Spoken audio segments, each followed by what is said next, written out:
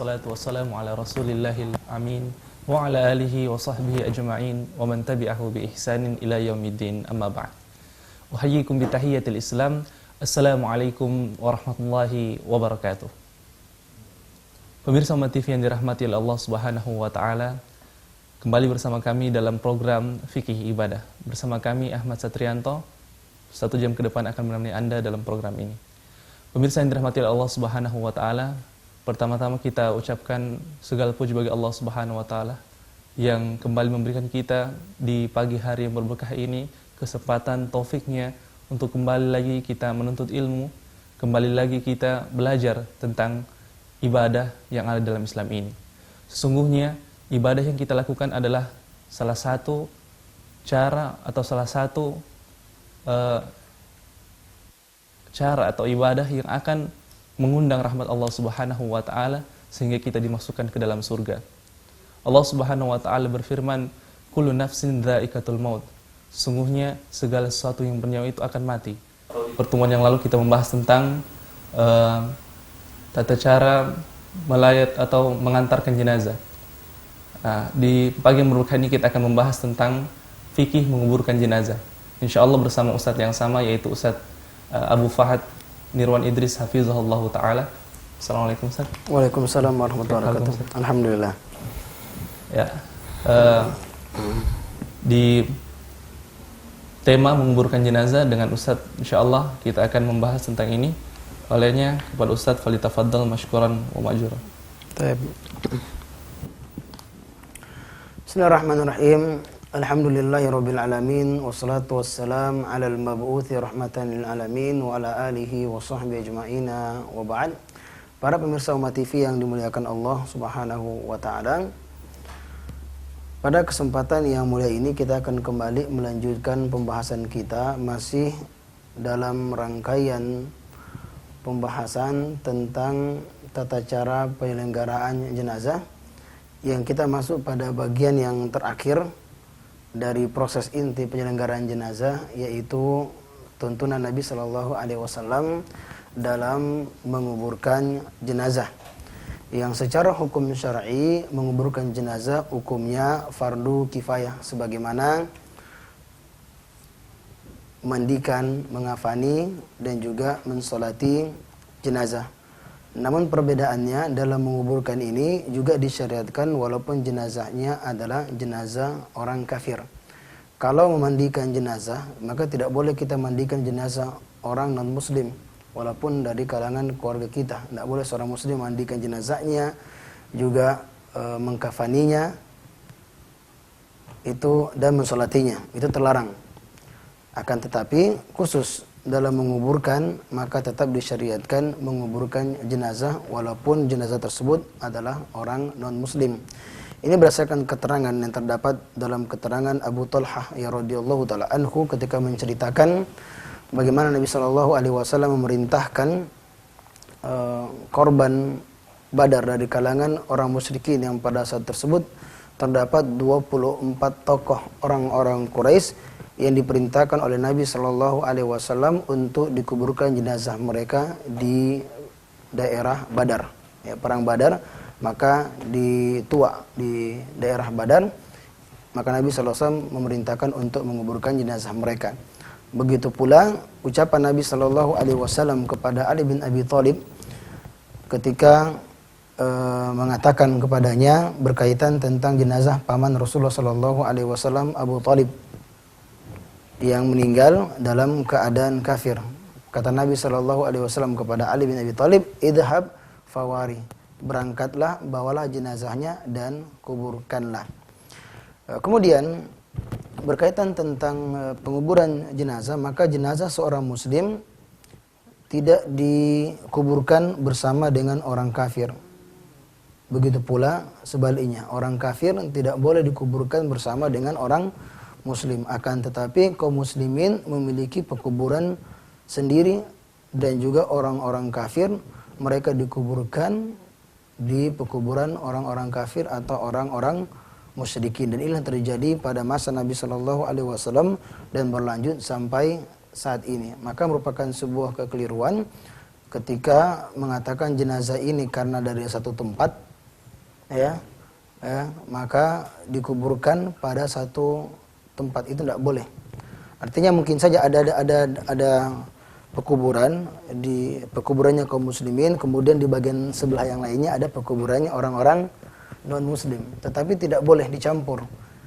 Pekuburan di situ ada pekuburannya kaum muslimin dan di situ pekuburannya orang-orang non muslim. Namun secara kenyataannya kita dapatkan orang-orang non muslim juga pekuburannya mereka tidak masukkan kaum muslimin di tempat mereka. Jadi secara pengamalan tentu lebih mudah. Jadi tidak boleh menyatukan antara kuburan kaum muslimin dikuburkan, seorang muslim dikuburkan pada kuburan orang musyrikin dan juga sebaliknya. Makanya kaum muslimin ketika ada di antara keluarga kita, saudara kita meninggal dunia, maka dia dikuburkan bersama atau dikuburkan di pekuburan kaum muslimin.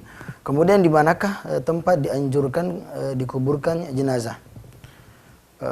Kalau kita perhatikan dari nas-nas yang ada, bahwasanya Nabi SAW ketika ada di antara kaum muslimin yang meninggal dunia, maka Nabi SAW memerintahkan untuk menguburkan jenazah di pekuburan Baqi'.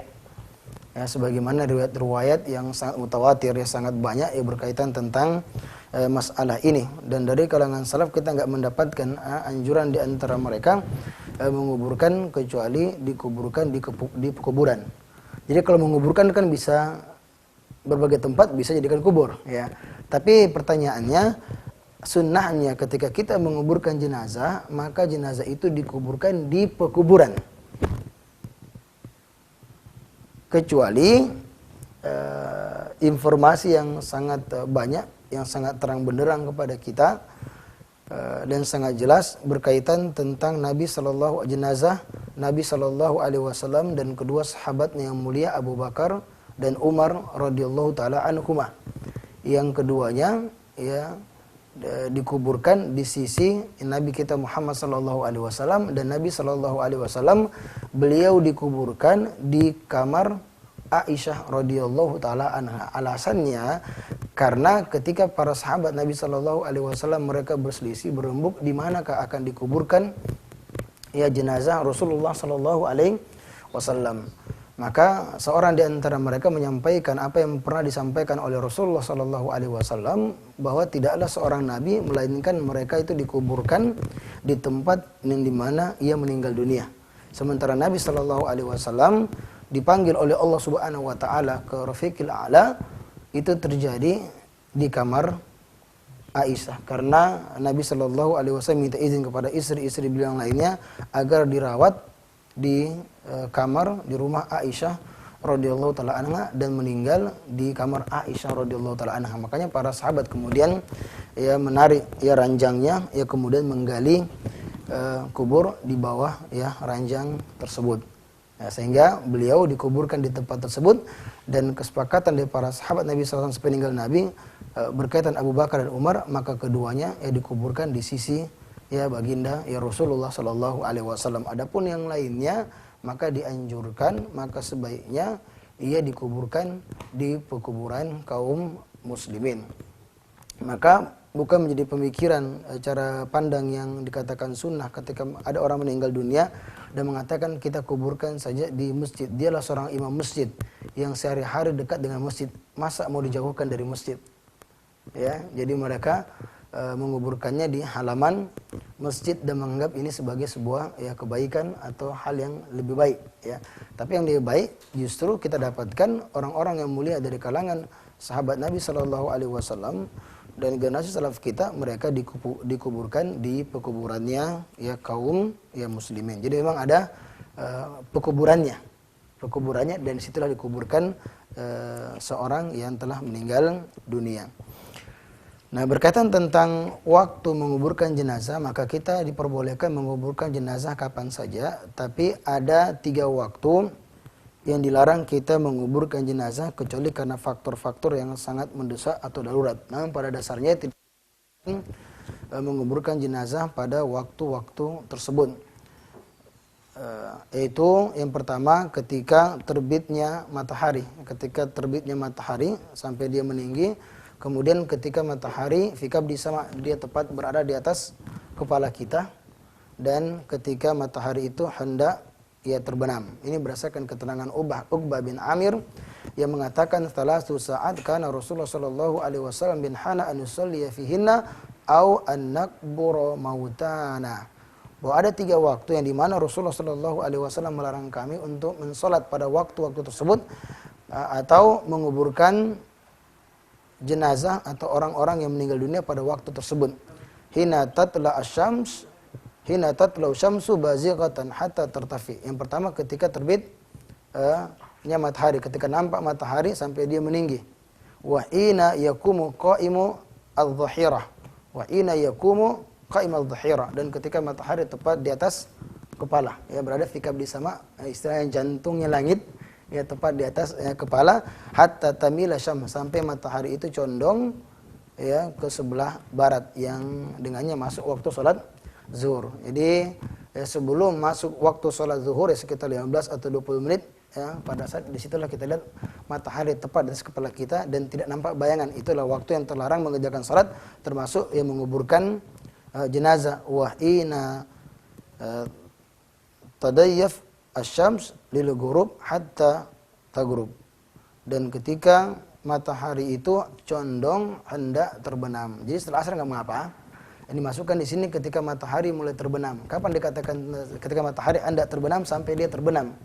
Kalau ketika matahari sudah ketika ada kan lingkaran matahari di ufuk, yang di pinggir pantai kita melihat ada lingkarannya. Kapan dikatakan sudah terbenam matahari? Ketika semua lingkarannya itu sudah hilang. Tetapi ketika ada bagiannya mulai terbenam, ya mulai turun, mulai terbenam, itu yang dimasukkan di sini. Di waktu yang terlarang mengerjakan sholat dan juga waktu yang terlarang untuk menguburkan jenazah. Jadi menjelang masuknya waktu sholat maghrib, ya ketika matahari ya lingkarannya mulai turun, mulai terbenam ya, sedikit demi sedikit sampai dia hilang semuanya, yang dengannya dikatakan sudah terbenam matahari. Jadi ada 3 waktu yang dilarang oleh Nabi Shallallahu Alaihi Wasallam untuk menguburkan ya jenazah.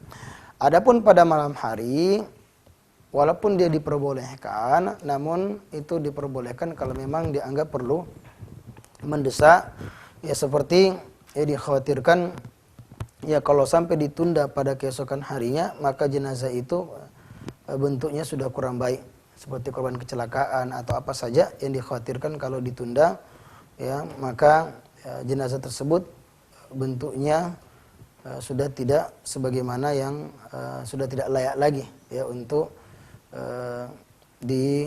ada dalam arti bahwasanya kalau dibiarkan tentu posisinya atau kondisi daripada jenazah tersebut kurang baik, maka tidak mengapa dilakukan pada waktu malam. Ini misalkan keterangan Jabir bin Abdullah radhiyallahu taala anhu bahwasanya Nabi sallallahu alaihi wasallam menyebutkan seorang laki-laki dari kalangan sahabat yang meninggal dunia, kemudian dikafani dengan kafan yang tidak terlalu panjang, kemudian dikuburkan pada waktu malam. Ketika orang menyampaikan di hadapan Nabi Shallallahu Alaihi Wasallam tentang ada seorang yang meninggal kemudian dikuburkan pada waktu malam, fazajaran Nabi an yukbarur rajul bil lail hatta yusalla alaihi.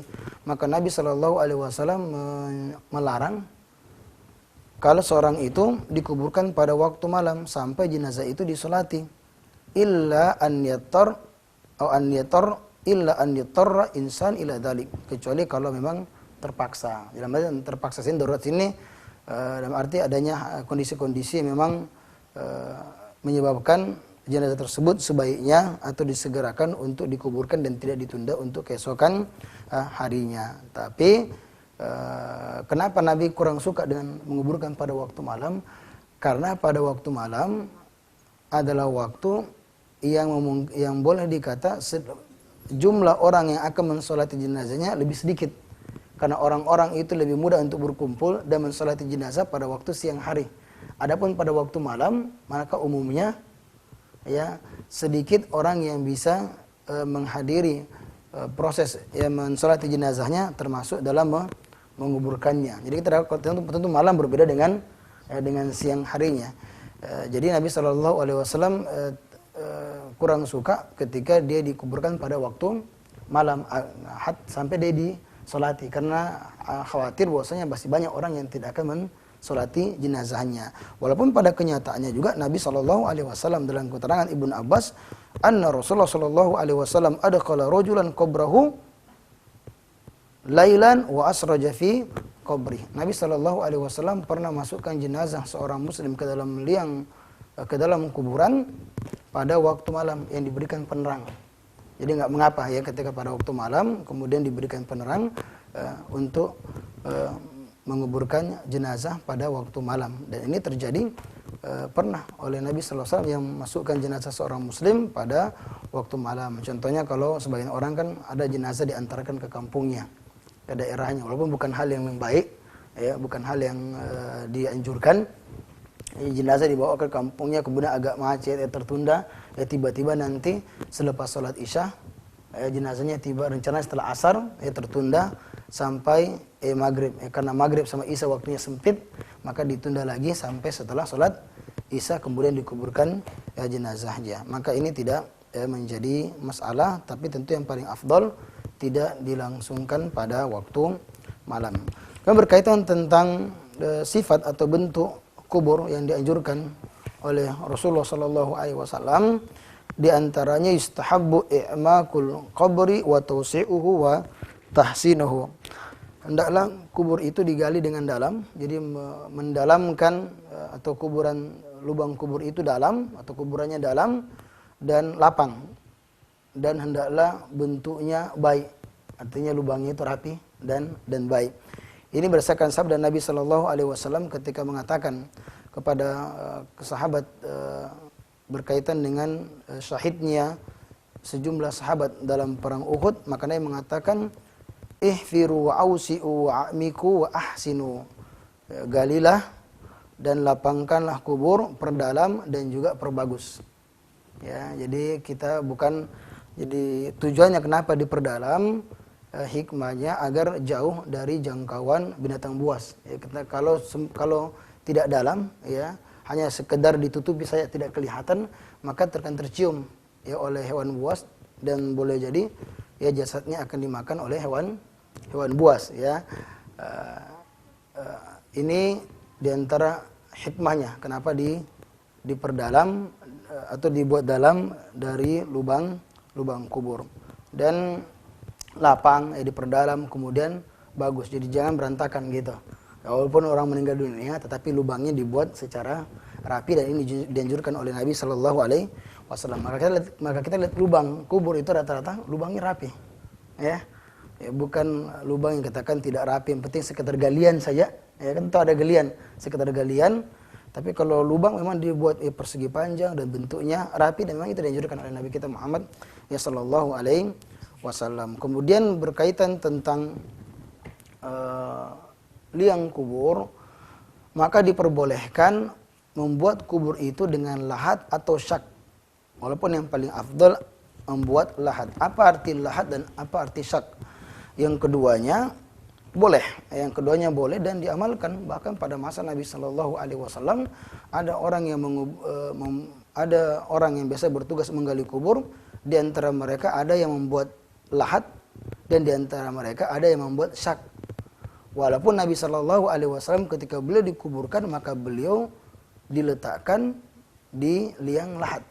Ya, ketika mereka mengatakan, nah ini ada dua orang ini, satu biasanya kalau buat kubur dia buat syak saja, ya, yang satu membuat lahat. Ternyata yang datang lebih dulu adalah orang yang biasanya ketika menggali kubur membuat lahat, dan disitulah diletakkan jenazah Rasulullah SAW. Jadi kan ada lubang kubur.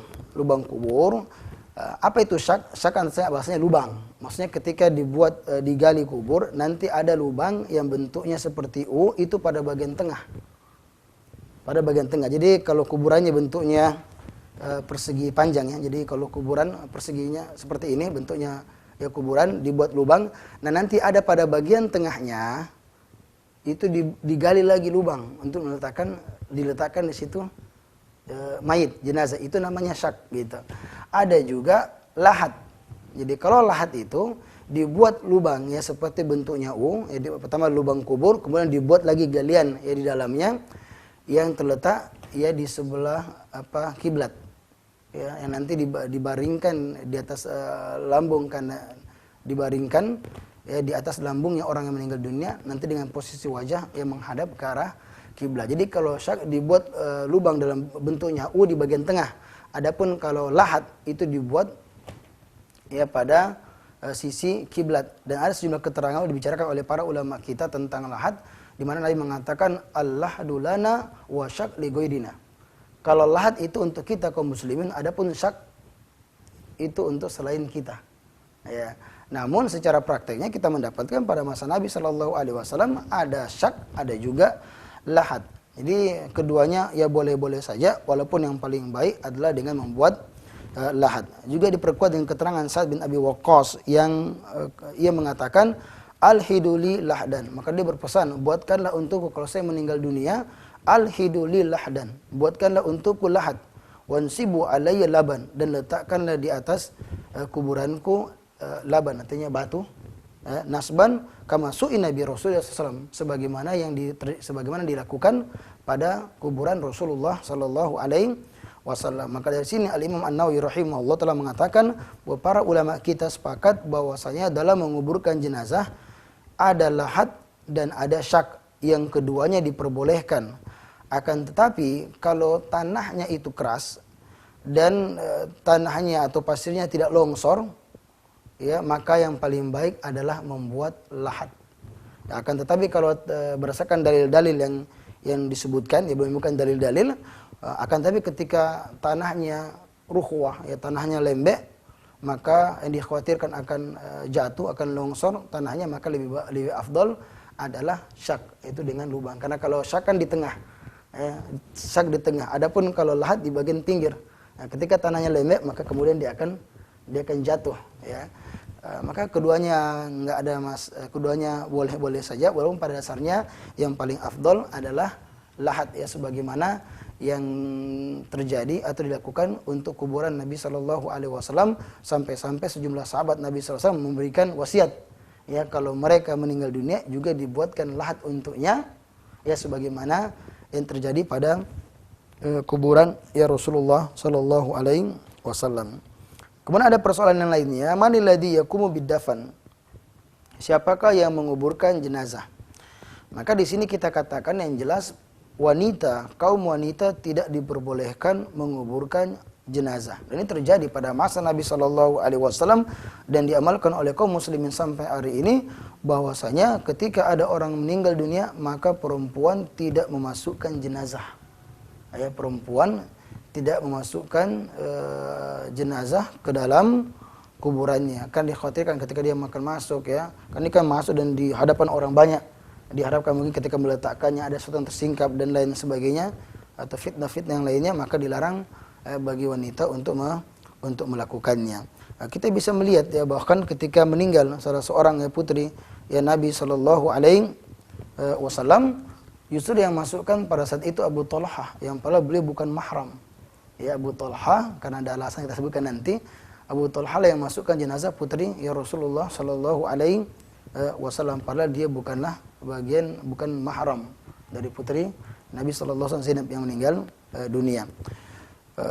Ini menunjukkan bahwasanya yang berhak masukkannya jenazah ke dalam kubur adalah dari kalangan laki-laki dan tidak boleh dari kalangan perempuan. Kemudian siapa yang paling berhak menguburkan mayit? Siapa yang paling berhak menguburkan mayit? Maka yang paling berhak adalah anggota keluarganya. Pertama adalah wali dari mayit tersebut, yang dikatakan sebagai wali mayit, ya bapaknya, kemudian saudaranya, anaknya. Ini dikatakan sebagai wali dari mayit, maka mereka kalangan laki-laki, maka mereka yang paling berhak untuk menguburkan jenazah. Maksudnya di sini kan orang semua mengantarkannya, kemudian ada orang yang masuk ke dalam liang kubur, kemudian meletakkan jenazah dan kemudian menguburkannya. Maka yang paling baik adalah dari kalangan anggota keluarganya yang merupakan wali dari mayit. Ini berdasarkan keterangan juga hadis Ali bin Abi Thalib radhiyallahu taala anhu pada saat yang meninggalnya Nabi kita Muhammad sallallahu alaihi wasallam, ketika dia mendapatkan pada diri Nabi sallallahu alaihi wasallam tidak ada apa-apa, ya, enggak ada hal yang buruk pada Nabi sallallahu alaihi wasallam, dan jenazah Nabi sallallahu alaihi wasallam dikatakan thayyiban hayyan wa mayitan, ya, harum jenazahnya hidup dan juga mati.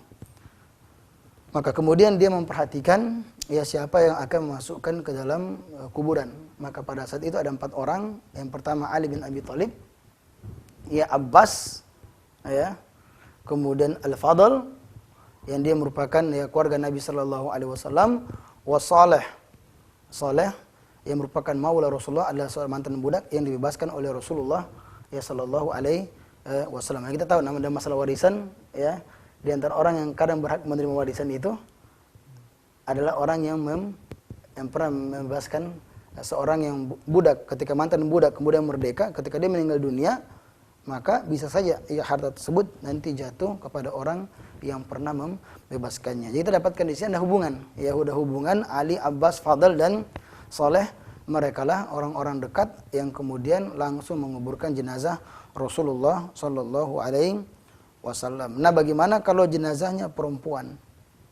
Kalau yang meninggal adalah perempuan, siapakah yang masukkan jenazahnya ke dalam kuburan, mengangkat ya jenazahnya kemasukkan ke dalam kuburannya? Maka berdasarkan keumuman firman Allah Subhanahu wa taala, wa ulul arhami ba'dum aula bi ba'din fi kitabillah. Dalam Al-Qur'an, dalam kitabullah, dalam kitab Allah Subhanahu wa taala, tentu ulul arham, orang yang memiliki hubungan rahim, ya hubungan kekeluargaan yang paling dekat, maka dialah yang paling berhak ya untuk melakukannya. Dan ini pun diperkuat ya dengan keterangan dari Abdurrahman bin Abza bahwasanya ketika meninggal Zainab binti Jahsin, maka jenazahnya disolati oleh Umar bin Khattab radhiyallahu taala anhu. Nah, ini ketika meninggal Zainab binti Jahsin ya pada masa Umar bin Khattab radhiyallahu taala anhu, maka kemudian mereka mengutus orang untuk bertanya kepada istri Nabi sallallahu alaihi wasallam. Ya, man yudkhil hadhihi qabraha, siapakah yang akan masukkan wanita tersebut yaitu Zainab ke dalam kuburannya? Faqulna, maka istri Nabi sallallahu alaihi wasallam mengatakan, man kana yadkhulu alaiha fi hayatiha, adalah orang yang biasanya menemuinya pada saat masih hidup. Ya duduk alaiha, ya bersama dengannya di suatu ruangan, berkumpul, berjumpa. Maksudnya di sini adalah dari kalangan mahram dari wanita yang meninggal dunia tersebut. Jadi kalau wanita ya saudaranya, laki-lakinya atau bapaknya. Jadi kalau mahari, maka ini yang paling tepat, yang paling berhak untuk memasukkannya ke dalam liang kubur. Dan juga pasangan dan juga suaminya. Jadi kalau seorang istri meninggal dunia, maka suaminya yang paling berhak untuk memasukkannya daripada lelaki yang lainnya. Ya sebagaimana disebutkan bahwa Nabi sallallahu alaihi wasallam mengatakan kepada Aisyah, ya saya sangat berharap seandainya saya itulah masih hidup, ya maka sayalah dikatakan ujung wadafantuka, saya yang akan menguburkan ya jenazahmu. Namun dipersyaratkan bagi orang yang menguburkan jenazah, maksudnya memasukkannya ya ke dalam liang kubur, adalah orang yang pada waktu malamnya belum atau tidak mencampuri istrinya. Jadi kalau jenazah dikuburkan pada hari Kamis umpamanya, maka kalau pada waktu malam dia sempat mencampuri istrinya, maka dia tidak diperbolehkan untuk memasukkan ke jenazah ke dalam kubur.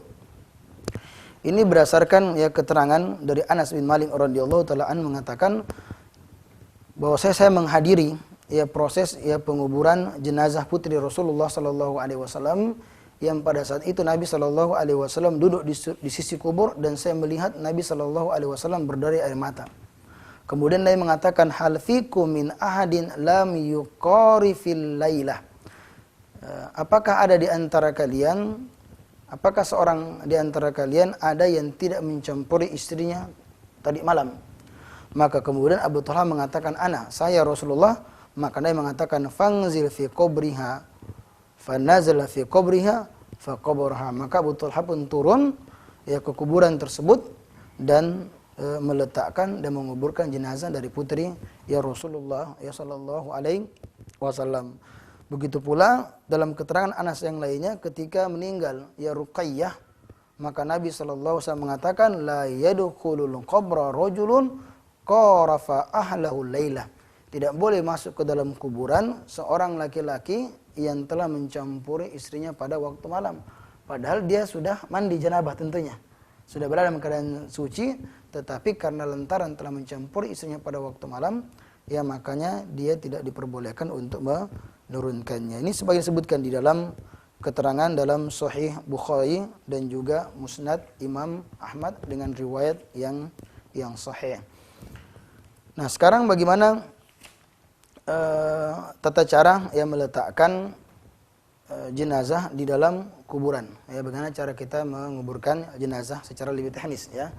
Jadi disunnahkan itu masukkan mayit dari bagian kaki kubur.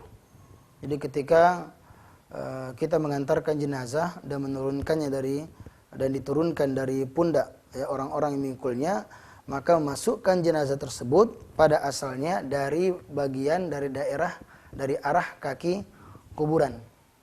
Ya, dari arah kaki kuburan. Ya, ini yang paling baik. Ya, sebenarnya keterangan dari Abu Ishaq ya ketika Haris ya memberikan wasiat agar jenazahnya disolati oleh Abdullah bin Zaid. Kemudian Abdullah bin Zaid mensolati jenazahnya dan memasukkannya ke dalam kubur dari sisi bagian kaki kuburan. Maka kemudian ia mengatakan hadza minas sunnah.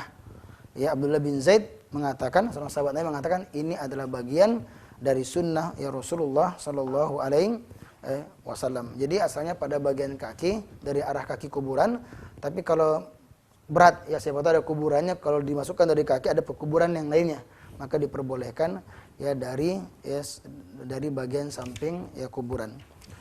Kemudian ketika masukkan atau meletakkan jenazah di dalam kuburan, maka dia dibaringkan di atas lambung yang kanan dan wajahnya dihadapkan ke arah kiblat. Ini sebagaimana terjadi pada masa Nabi SAW sampai saat ini. Jadi dianjurkan ketika meletakkan, jadi dia tidak dibaringkan terlentang, tetapi jenazah tersebut ia dibaringkan di atas lambung kanannya dan posisi wajah dihadapkan ke arah kiblat. Jadi kalau bentuknya persegi panjang, maka arah kiblatnya di bagian samping, ya bukan di kepala atau kakinya mayit, ya, tetapi di bagian samping. Jadi dibuatkan lubang entah pada syak atau juga pada lahat dan letakkan jenazah di tempat tersebut, kemudian ya wajahnya dihadapkan ke arah kiblat. Dan orang yang meletakkannya ke dalam lahat atau ke dalam syak tadi membaca bismillah wa ala sunnati atau wa ala millati Rasulillah. Bismillah wa ala millati Rasulillah, dengan menyebut nama Allah dan di atas petunjuk ajaran atau agama Rasulullah sallallahu alaihi wasallam. Nah, bagaimana kalau jenazahnya perempuan? Apakah ditutup kuburannya dengan menggunakan kain, ditutup dari pandangan orang lain ketika dikuburkan? Ada riwayat yang dhaif yang berkaitan tentang masalah ini, dan para ulama kita yang mengatakan bahwasanya wanita itu karena asalnya memang mesti tertutup, maka ketika dikuburkan jenazahnya maka dibentangkan kain. Ini dianjurkan oleh para ulama kita, dan ada keterangan yang datang dari Umar bin Khattab dan juga Anas bin Malik dengan alasan bahwasanya mar'ah itu, wanita itu adalah aurat yang dikhawatirkan akan nampak darinya sesuatu yang tidak pantas dilihat oleh orang-orang yang hadir. Maka kita mengantarkan jenazahnya, tapi ketika masukkan ke dalam kuburnya maka dibentangkan ya kain untuk menutupi kuburan ya tersebut. Jadi ketika sementara dimasukkan ke dalam liang kubur maka dibentangkan kain. Tapi kalau tidak dilakukan maka tidak menjadi ya masalah. Kemudian yang lainnya, ya, setelah jenazah tersebut letakkan di liang lahat, kan letakkan dari liang lahat dengan posisi dia dibaringkan dan juga kepalanya atau wajahnya dihadapkan ke arah kiblat, kemudian diletakkan dengan batu bata, ya kalau tidak dengan menggunakan papan, kemudian dari sela-selanya itu diletakkan tanah liat. Nah, itu dilakukan. Jadi entah dengan menggunakan papan yang dimiringkan, ya, atau juga dengan bata. Kemudian di sela-selanya diberikan tanah liat dan tidak perlu membuat bantalan untuk kepala si mayit. Ya, tidak perlu. Pada asalnya tidak dilakukan hal yang seperti itu. Kemudian setelah jenazah tersebut diletakkan, yang dianjurkan untuk orang yang hadir untuk menaburi dengan 3 kali genggaman tanah atau pasir. Jadi mengambil pasir ya, kemudian dari arah kepalanya kemudian ya ditaburkan. Jadi setelah letakkan. Jadi ketika diletakkan di liang lahat kemudian ditutup entah dengan menggunakan papan ya dan lain sebagainya. Ketika ditutup barulah kemudian Barulah kemudian orang yang hadir mengambil segenggam pasir atau tanah, kemudian ditaburi dan dilakukan sebanyak 3 kali.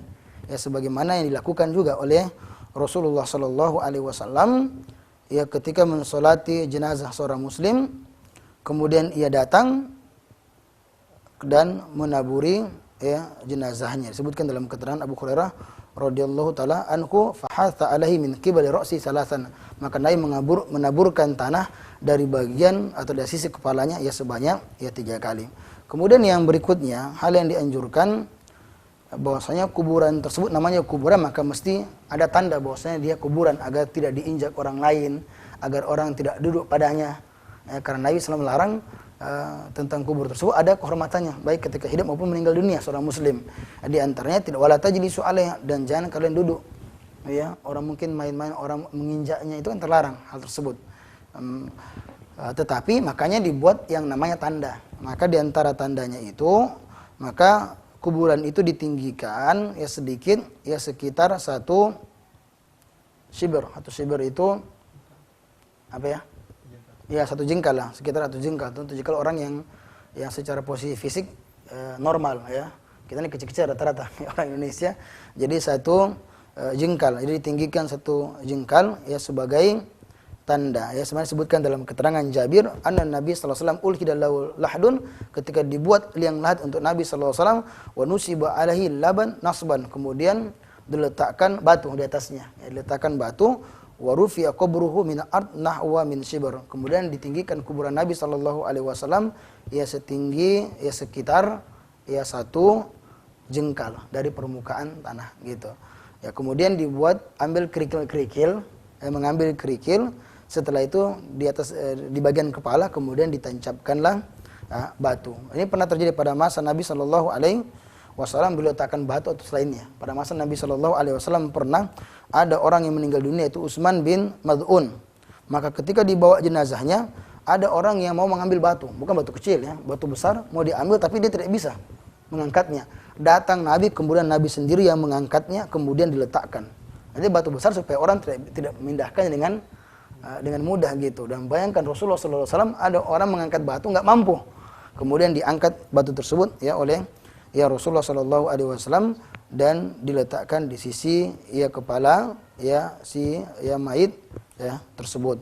Jadi ini diantara petunjuk Nabi SAW berkaitan tentang menguburkan jenazah. Masih ada hal-hal lain yang berkaitan dengannya. Namun ini secara poin-poin penting yang kita sebutkan berkaitan tentang tuntunan Nabi Shallallahu Alaihi Wasallam di dalam menguburkan jenazah. Semoga bermanfaat. Allahu taala alam bisawab. Sangat menarik sekali materi kita pada pagi hari ini. Setelah jeda berikut ini tetap bersama kami dalam program Fikih Ibadah di Umat TV, Cahaya Umat dan Bangsa.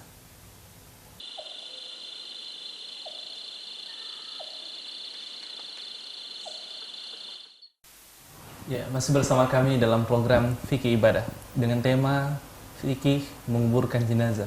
Ya, ada telepon masuk, kita terima. Assalamualaikum. Waalaikumsalam warahmatullahi. Ya, dengan ibu siapa di mana? Ya. Aisyah di Lampung Selatan. Iya, pertanyaannya ibu. Iya, Assalamualaikum Bapak. Waalaikumsalam warahmatullahi wabarakatuh. Ini saya mau bertanya, waktu itu belum lama ini ibu saudara saya kan meninggal. Beliau itu waktu di masa hidupnya, beliau itu selalu menyimpan uang di dalam bankanya. Terus di malamnya pukul 7 beliau kan meninggal. Terus langsung dikuburkan begitu aja.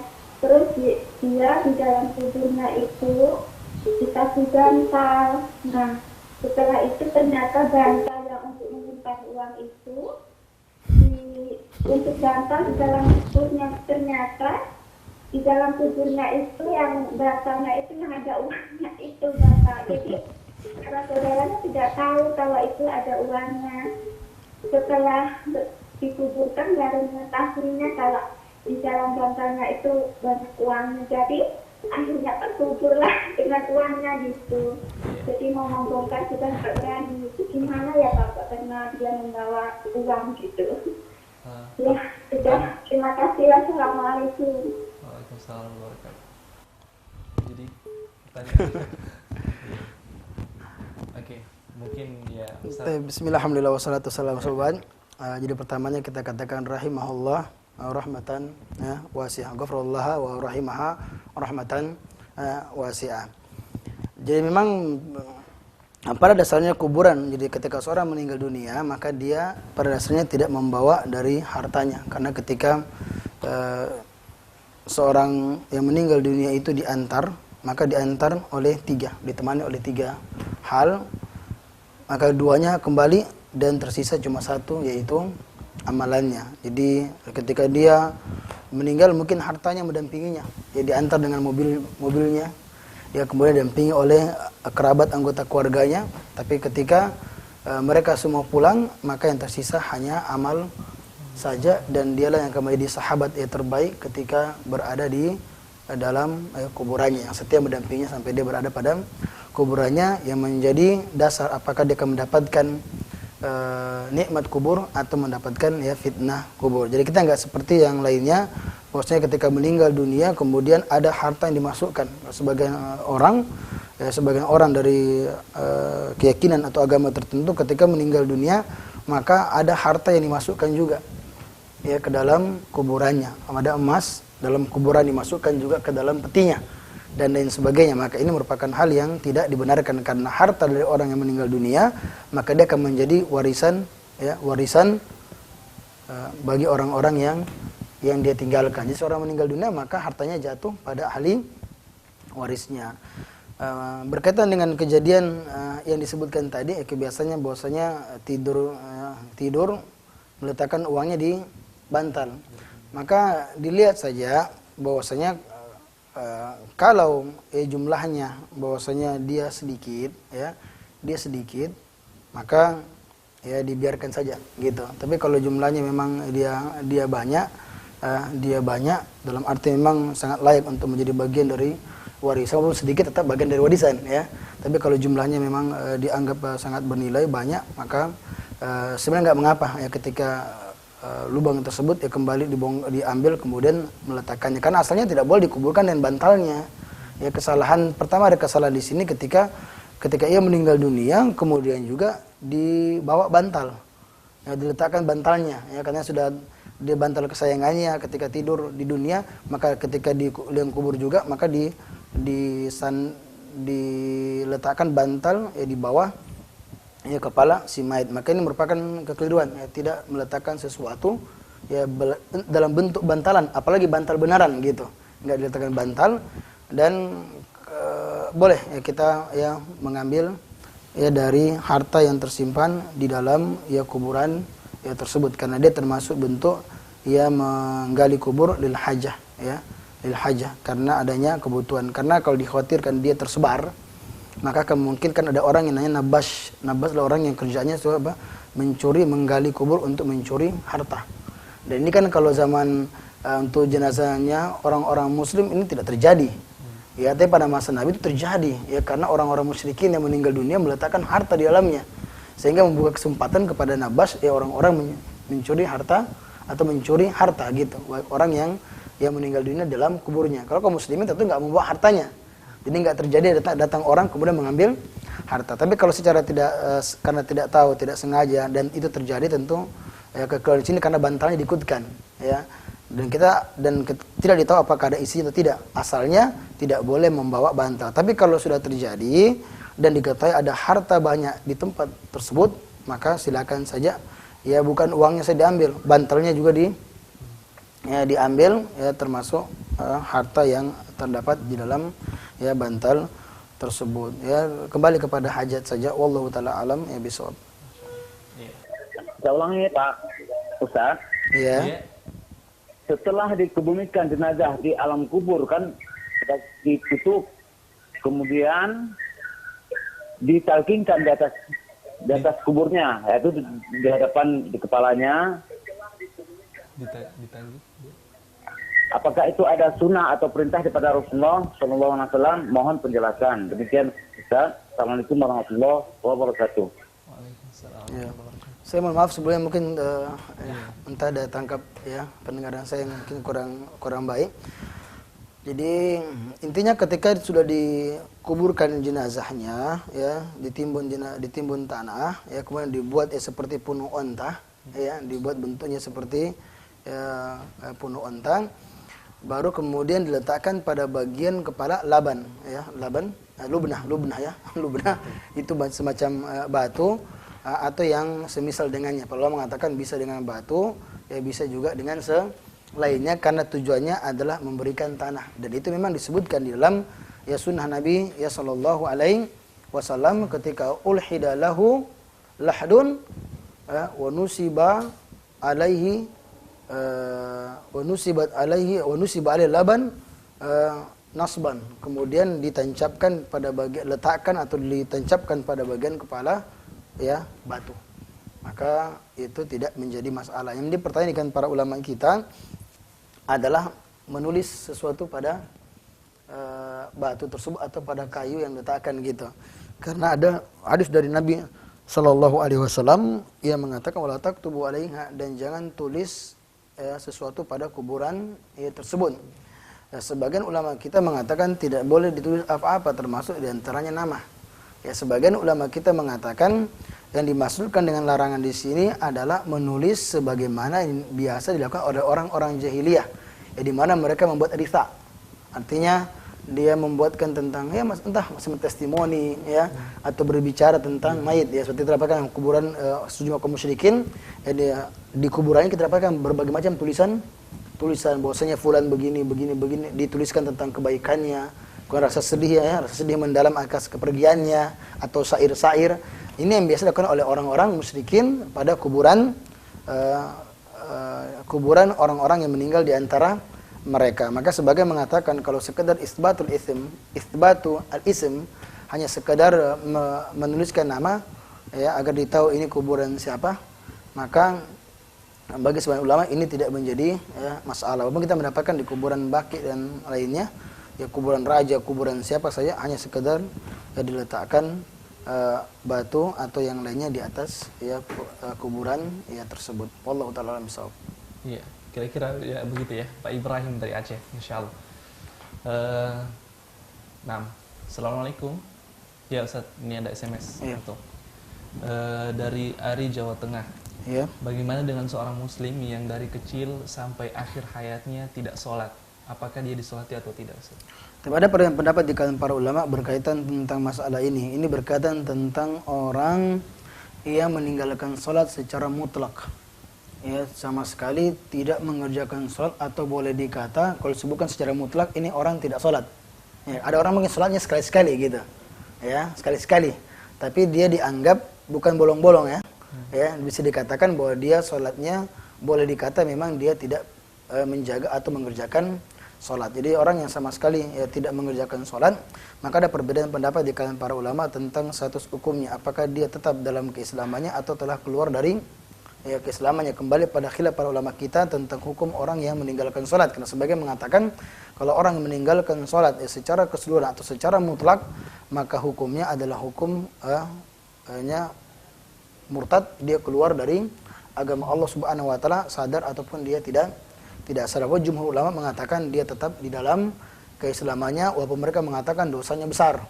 Ya, karena Imam Ahmad mengatakan bahwasanya ketika dia masih hidup kemudian dia disuruh sholat tidak mau sholat, maka dibawa ke hakim disuruh sholat. Ternyata mendingan dia mati daripada sholat. Ya kan, seorang muslim ya dia memilih mati ketimbang sholat. Maka hukuman bagi orang meninggalkan sholat, maka dia bagi pandangan Imam Ahmad, maka dia diberikan hukuman ya, dipancung karena kekufurannya. Ya, adapun Malik dan Syafi'i mengatakan hukumannya sama, hukum pancung juga. Cuma bedanya dia dianggap haddan, ya, yuqtalu haddan. Jadi dia diberikan hukuman mati ya karena pelanggaran terhadap had. Ya, jadi hukumannya had, tetap dalam keislamannya, akan tetapi dia diberikan hukuman tersebut. Artinya hukumannya berat. Jadi kita mengatakan kepada kaum muslimin bahwasanya jangan menganggap remeh, enteng, mengardilkan persoalan sholat, karena dia adalah persoalan yang besar. Terlepas khilaf dengan para ulama kita apakah dia sampai mengeluarkan dari agama atau tidak.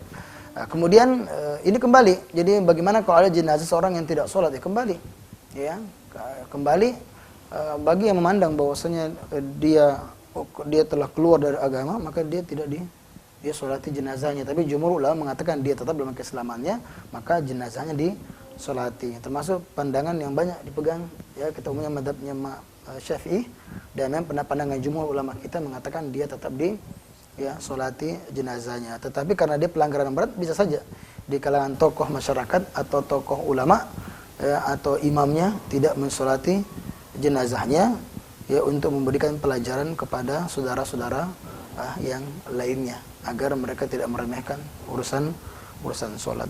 Ini bisa kami sampaikan. Allah taala bisawab. Sholat ini adalah ibadah yang sangat penting dalam Islam. Jadi semoga ini tidak ada yang meninggalkan seorang muslim, insyaallah. Pemirsa yang dirahmati Allah Subhanahu wa taala, tidak terasa waktu kita telah berakhir sampai di sini. Mungkin untuk pertanyaan-pertanyaan yang belum bisa kami bacakan, kita bisa bacakan di kesempatan yang lain.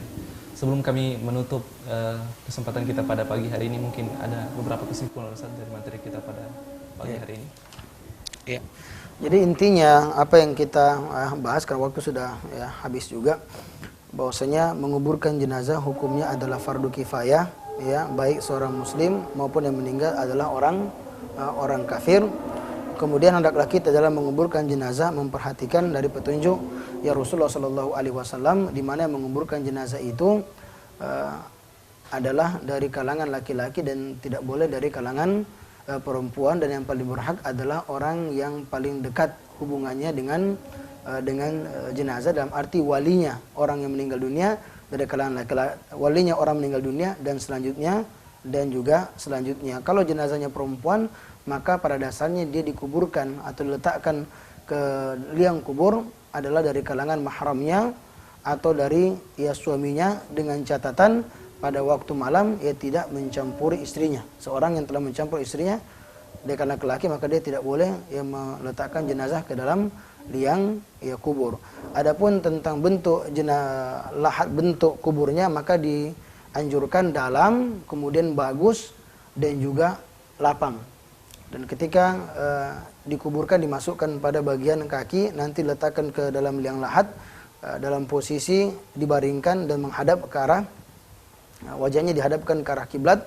Kemudian jenazahnya itu ditutupi dengan papan atau batu, batu benah, batu bata. Baru pada bagian-bagian sisinya diletakkan semacam tanah liat. Baru kemudian dianjurkan bagi orang yang hadir menaburkan sebanyak 3 kali genggaman dan di atas bagian kepala dari si mayit, mulai dari bagian arah si mayit menaburkannya, ya. Kemudian mulailah ditimbun dan dibuat di atasnya setinggi semacam 1 jengkal dan dibuat bentuknya gundukan seperti punuk onta dan diletakkan pada bagian kepalanya. Kita letakkan kerikil, baru menancapkan batu atau selainnya di bagian kepala orang yang, atau di bagian kepala si mayit. Inilah diantara atau kesimpulan dari pembahasan kita berkaitan tentang petunjuk Nabi Shallallahu Alaihi Wasallam di dalam menguburkan jenazah. Wallahu taala bisawab. Masya Allah. Demikian materi kita pada pagi hari ini, pemirsa yang dirahmati Allah Subhanahu Wa Taala. Selalu saksikan fikih ibadah bersama kami. Semoga apa yang kita pelajari setiap paginya ini akan berberkah dan kita dapat mengamalkannya di dalam kehidupan kita. Allahu wa yuwaffiqna ila aqwamit thoriq. Jazakumullah khair. Syukran ala husni ihtimamikum. Dan akhirnya kami tutup dengan doa kafaratul majlis. Subhanakallah bihamdika nasyhadu an la ilaha illa anta nastaghfiruka wa natubu ilaik. Wa akhiru da'wana alhamdulillahi rabbil alamin. Wassalamualaikum warahmatullahi wabarakatuh.